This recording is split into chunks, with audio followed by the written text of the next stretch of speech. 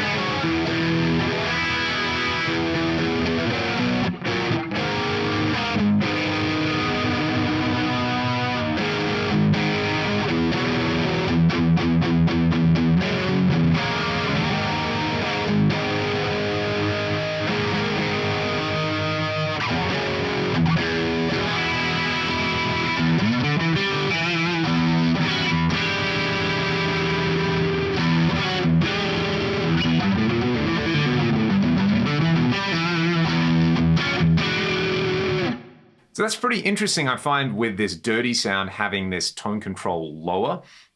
For my ears anyway, just kind of blends in with the core tone a little bit better. It's a little more subtle. Whereas for the clean stuff, cranking it all the way up sounded really good. Now you can run this pedal in stereo, so I'm gonna recable some things and do just that. Okay, this is where things get super interesting because this does the same thing that the classic CE1 does, where in stereo, one channel is affected and one channel is dry. So we're now hearing it in front of a clean pair of those same amps in the Axe FX3, and we get this.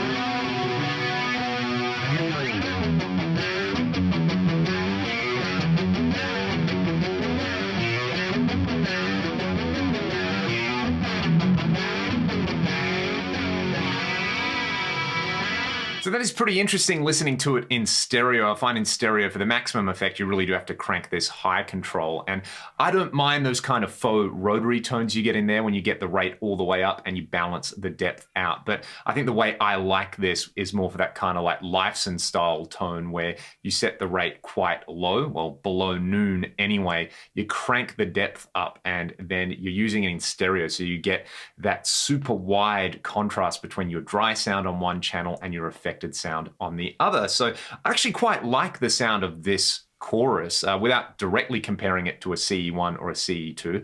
I think it's definitely in that kind of ballpark. It's the more like analog style Boss chorus rather than the super subtle shimmery Dimension style chorus, which you would expect given the controls on there. So I think it's pretty good. Maybe not great, but definitely very good and very, very usable, especially if you want that CE1 thing with the dry and wet channels in stereo. But that's what I think. Let me know what you thought of the tones in the comments section below. If you've got one of these as well and you love it, feel free to let the world know about it in the comment section as well. If you want to support the channel and buy some of the music that I make with Ragdoll, that is linked in the video description. So is the link to my Patreon if you want to support this channel in any way you feasibly can.